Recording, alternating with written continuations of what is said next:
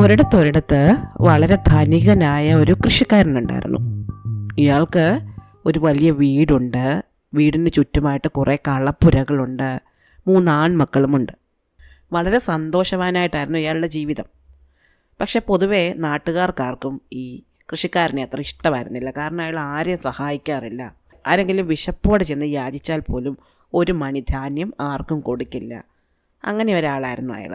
അയാൾ തൻ്റെ പാടത്തെ പണിക്കാരോട് വളരെ ക്രൂരമായിട്ടായിരുന്നു ഇടപെട്ടിരുന്നത്. അവരെ കൊണ്ട് അയാൾ വളരെയധികം ജോലി ചെയ്യിപ്പിക്കുകയും വളരെ കുറഞ്ഞ കൂലി കൊടുക്കുകയും ചെയ്തു പോന്നു. അങ്ങനെയുള്ള ഈ കൃഷിക്കാരൻ്റെ ഒരു ധാന്യപ്പുരയ്ക്ക് ഒരു രാത്രി തീ പിടിച്ചു. ധാന്യം മുഴുവൻ കത്തിപ്പോയി. അയാൾക്ക് വലിയ വിഷമമായി. സംഗതി അറിഞ്ഞ് അയാൾ ഓടിച്ചെന്നപ്പോഴേക്കും ധാന്യപ്പുര കത്തി നശിച്ചു കഴിഞ്ഞിരുന്നു. പക്ഷെ ഒരാൾ പോലും അയാളെ സഹായിക്കാൻ എത്തിയില്ല. അവിടെയൊക്കെ കൂട്ടം കൂടി നിന്ന് നോക്കിയതല്ലാതെ ആരും അടുത്തതുപോലുമില്ല. മാത്രമല്ല അയാളോട് സഹതാപം പ്രകടിപ്പിച്ച് ആരും ഒരു വാക്ക് പോലും മിണ്ടിയില്ല. പലരും അയാളെ കളിയാക്കി ചിരിക്കുക പോലും ചെയ്തു. ഇത് കണ്ട ഈ കൃഷിക്കാരന് വലിയ സങ്കടം തോന്നി. അയാൾ പിറ്റേന്ന് തൻ്റെ പള്ളിയിലേക്ക് ചെന്നു. അവിടുത്തെ അച്ഛനോട് പരാതി പറഞ്ഞു. എൻ്റെ കളപ്പുര കത്തിപ്പോയി.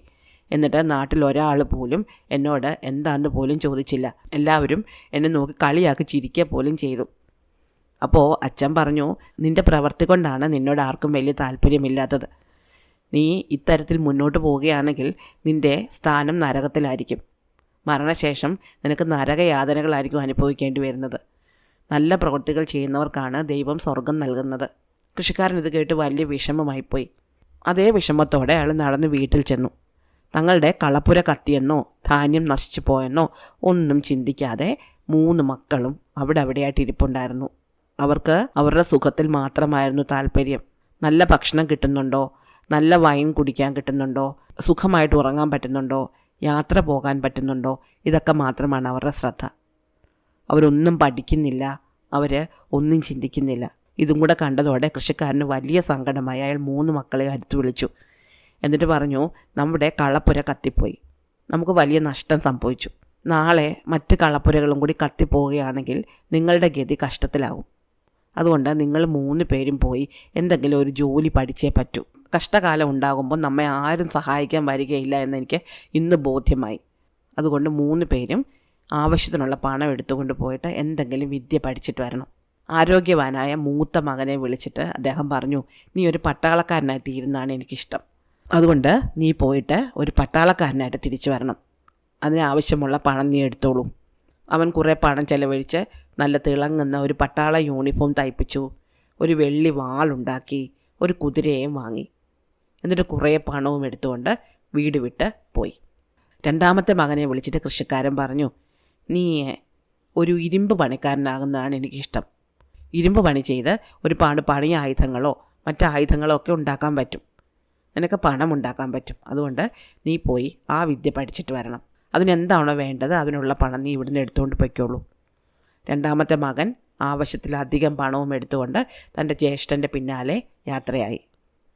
3ാമത്തെ മകനെ വിളിച്ചിട്ട് പിതാവ് പറഞ്ഞു, നീ ഒരു ബാർബറാകുന്നതായിരിക്കും നല്ലത്.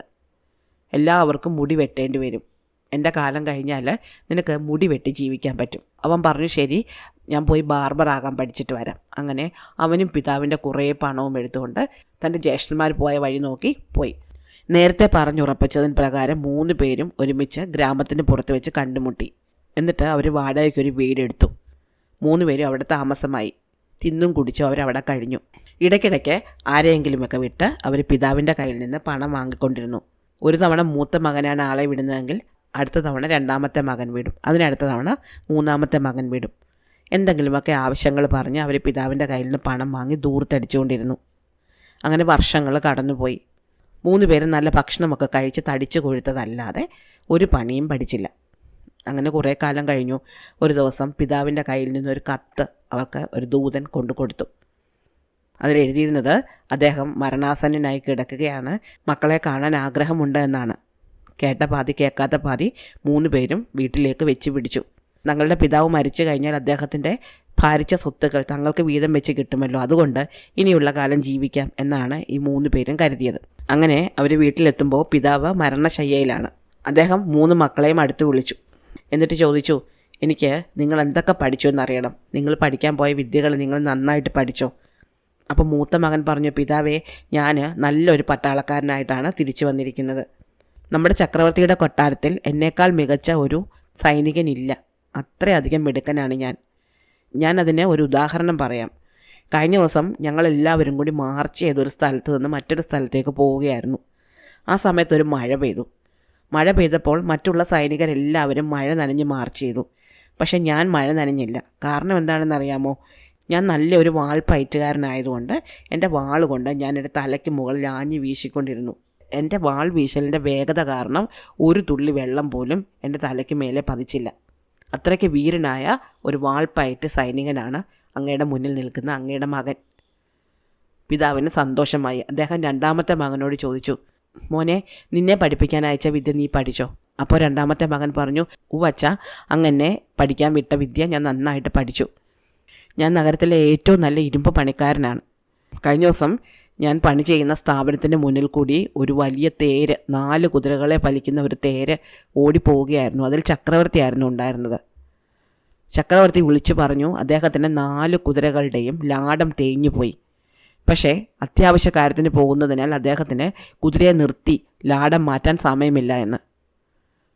മറ്റെല്ലാ ഇരുമ്പ് പണിക്കാരും എന്ത് ചെയ്യണം എന്നറിയാതെ സ്തംഭിച്ചു നിന്നപ്പോൾ ഞാനാണ് ഒരു സഞ്ചി ലാടങ്ങളും എടുത്ത് കുതിരയുടെ പിന്നാലെ ഓടി 4 കുതിരകളുടെയും കാലിൽ നിന്ന് പഴയ ലാടങ്ങൾ ഊരി മാറ്റി പുതിയ ലാടങ്ങൾ തറച്ചു കൊടുത്തത്. എന്നെപ്പോലെ മറ്റാർക്കു പറ്റും? പിതാവ് മൂന്നാമത്തെ മകൻ്റെ നേരെ തിരിഞ്ഞു. മോനെ, നീ എന്ത് പഠിച്ചു? അവൻ പറഞ്ഞു, അച്ഛാ, ഞാനിപ്പോൾ നല്ലൊരു മുടി വെട്ടുകാരനാണ്. എന്നെപ്പോലെ മുടി വെട്ടാൻ മറ്റാർക്കും പറ്റില്ല. കഴിഞ്ഞ ദിവസം എൻ്റെ സുഹൃത്തുക്കൾ എന്നെ പരീക്ഷിക്കാൻ വേണ്ടി തുള്ളിച്ചാടി പോകുന്ന ഒരു ചെമ്മരിയാടിൻ്റെ ദേഹത്തെ രോമം മുറിച്ച് കളയാൻ ആവശ്യപ്പെട്ടു. ഞാൻ ആ ആടിനൊപ്പം ഓടി ആ ആടിൻ്റെ ദേഹത്തെ മുഴുവൻ രോമവും വടിച്ചു മാറ്റി. ആടിൻ്റെ ദേഹത്ത് ഒരു പോറൽ പോലും ഏറ്റില്ല. പിതാവ് സന്തോഷത്തോടെ പറഞ്ഞു, എനിക്ക് സമാധാനമായി. നിങ്ങൾ ഇനി നിങ്ങളുടെ വഴി തിരഞ്ഞെടുത്തോളൂ എന്ന് എനിക്കറിയാം. ഞാൻ ഒരുപാട് ദുഷ്കർമ്മങ്ങൾ ചെയ്തിട്ടുണ്ട്. ഞാൻ പണമെല്ലാം ഉണ്ടാക്കിയത് മറ്റുള്ളവരെ ദ്രോഹിച്ചും വഞ്ചിച്ചുമാണ്. അതുകൊണ്ട് ഞാൻ പള്ളിയിലെ അച്ഛനോട് വരാൻ പറഞ്ഞിട്ടുണ്ട്. എൻ്റെ സ്വത്തെല്ലാം ഞാൻ പള്ളിയുടെ പേരിൽ എഴുതി വെക്കാൻ പോവാണ്. അദ്ദേഹം ഇത് പാവങ്ങൾക്ക് വിതരണം ചെയ്യാമെന്ന് ഏറ്റിട്ടുണ്ട്. നിങ്ങൾക്ക് ഓരോ വിദ്യ അറിയാമല്ലോ, നിങ്ങൾ ഇനി അതുകൊണ്ട് ജീവിച്ചാൽ മതി. തൻ്റെ വീടും തൻ്റെ സ്വത്തുക്കളും മുഴുവൻ അദ്ദേഹം പള്ളിയിലെ അച്ഛനെ ഏൽപ്പിച്ചു. അദ്ദേഹം വളരെ കാര്യക്ഷമമായിട്ട് അത് പാവങ്ങൾക്ക് തുല്യമായിട്ട് വീതിച്ചു കൊടുക്കുകയും ചെയ്തു. എല്ലാവരും ആ കൃഷിക്കാരനെ പറ്റി നല്ലത് പറയുകയും അദ്ദേഹം സന്തോഷവനായി മരിക്കുകയും ചെയ്തു. മടിയന്മാരായ 3 മക്കൾ ആ വീട്ടിൽ നിന്നിറങ്ങി എങ്ങോട്ടോ പോയി. അവരെ പറ്റി പിന്നെ ആരും കേട്ടിട്ടില്ല. ഇഷ്ടമായോ കഥ? അടുത്ത കഥ അടുത്ത ദിവസം.